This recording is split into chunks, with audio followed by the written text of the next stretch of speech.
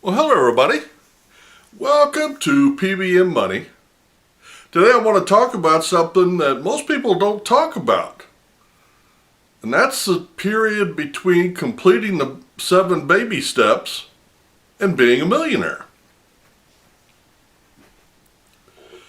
A while, not too long ago, I did a video looking at Dave Ramsey's 7 baby steps. And we took an objective look to it. And the last baby step on his list is, in 10 to 11 years you will be a millionaire. And I said in that video, I agree with that. But what I didn't say is there's a lot of things that has to happen between the time you finish the other 6 baby steps and you get there, and that's the part nobody talks about. Now,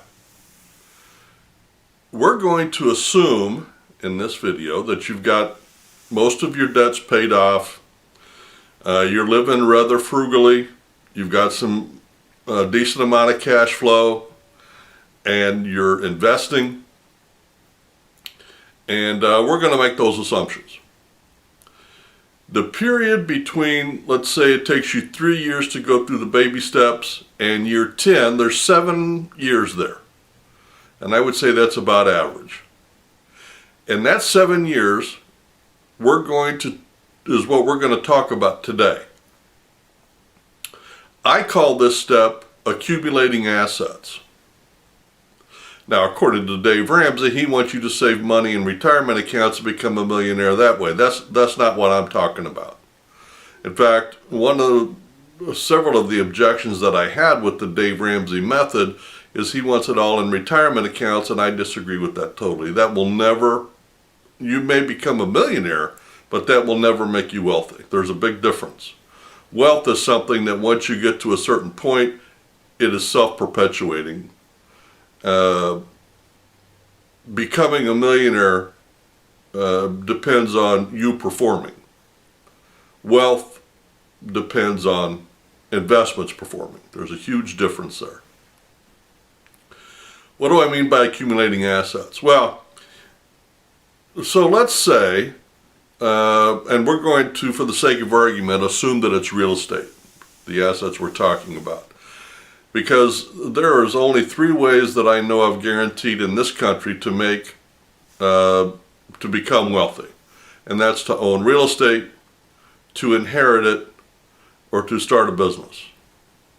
And starting the business is not a guarantee. So let's concentrate on real estate, because most of us can do that. The problem is most of us know how to accumulate it, but we don't know how to build wealth with it. We're going to address that today. So let's say in that 7-year period, you bought 1 house a year. Just one little rental house, or one little duplex per year for 7 years. At the end of 7 years, you got 7 houses paid off, or 7 houses accumulated. Now, there is a certain thing that needs to happen to help you to build wealth, and that is, as you are accumulating assets, you need to do it in a smart way. Before you can take those assets and start building wealth with it, you need to have some of those paid off. And before you get to that number, bank financing is probably going to dry up on you unless you are a high income earner. Because banks will not loan you money on real estate once your debt to income ratio goes above a certain percentage point. So the smart thing to do is accumulate as much real estate as you can for your income to debt ratio. When you reach that, then you save for a year or 2, and then you pay off one of the other ones, or you go buy another piece for cash. Now the goal here is, as you pay one off for cash, your income to debt ratio gets better. Because you're decreasing your debt and you're increasing your income. So your ratio is going to get better. So once you find that sweet spot, then you finance 1 or 2 and you pay one off. The goal is that when you get done, close to half of your real estate should be paid off. So that means if you have 7 properties at the end of 7 years, the goal would be to have 2 or 3 of those paid off. So the years in between is not wealth. That's not wealth. What you're doing is accumulating assets and trying to do it in a smart way. And I would advise you to contact a banker who will keep you on top of your numbers, a real estate agent that'll know when and what you're looking for and how to help you build on that. Put together a decent team, and the only way to do that is to go slowly and know what some of the pitfalls are and try to avoid them as you go there. The accumulating assets part is very, very important, because the assets that you buy cannot be junk. If that would be like building a house on sand.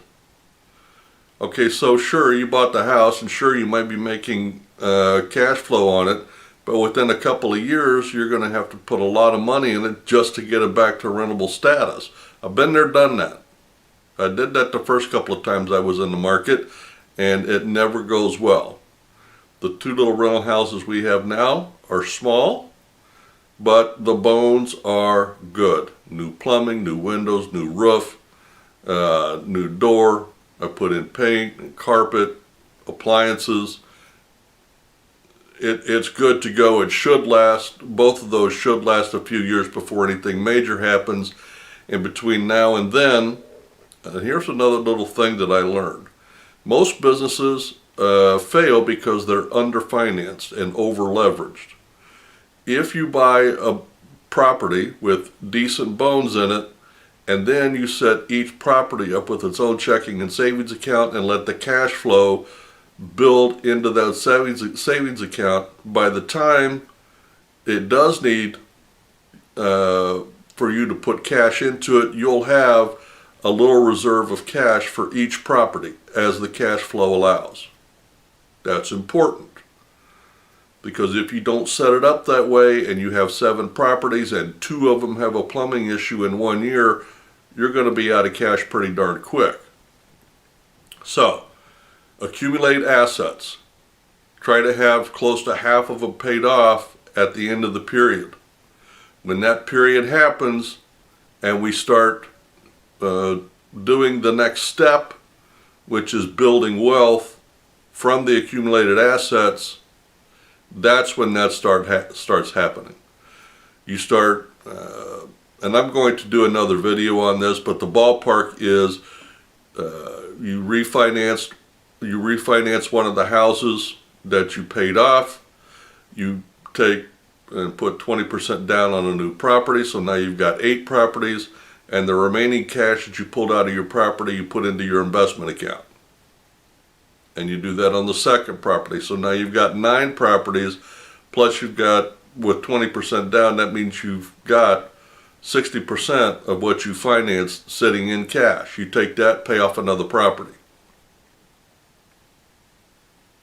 And you keep going until you can't refinance anymore. Then you take a year or 2 off, accumulate cash, and start paying off another property or 2.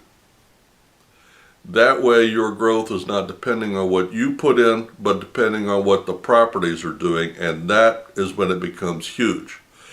That's when you separate your properties from your income, and then with the money that your savings now separated from the properties, now you can just, whenever you want a property, you go pay cash for a property. And that's when wealth starts to happen. But nobody wants to talk about the meat and bones, meat and potatoes of the years of accumulating assets. It's not pretty, it's not fun, but it is an important step that most people don't understand how to get there, and that it's important. There's a difference between saving money in a retirement account and letting compound interest make your payments. That's all that is just putting money in an account. and somebody else is able to control your interest rate and your income and all of that, and it's all sitting in an account. When you could take that same money, leverage it in real estate, and then use it at a certain period of time to start building wealth. It's not glamorous and it's not pretty, but it is a proven way to build wealth. If you doubt me, do your research. You will find that most of the people in this country that are wealthy have built it and accumulated it based on real estate. There's many ways to make money with real estate, many ways. This is the tried and true. It takes time, it takes patience, and it does take knowledge, and it takes a little bit of expertise, and it takes building a team and knowledge, and that's why I do these videos.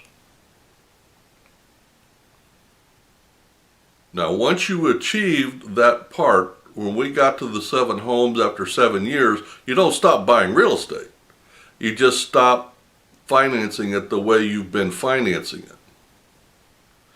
Because now you will be relying on your real estate assets to finance your growth and not your personal income. Building wealth is a completely separate animal from the 7 baby steps. But nobody talks about it, especially Dave Ramsey. When he says you will be a millionaire, that's what he means. He does not say you will become wealthy. Because building wealth is a completely different skill than paying off your bills and putting money into a savings account. It's completely different, and it takes skill. But with the same amount of time and the same amount of money, you can become wealthy and not just become a millionaire. Well, you guys have a great day, a great week, and happy investing.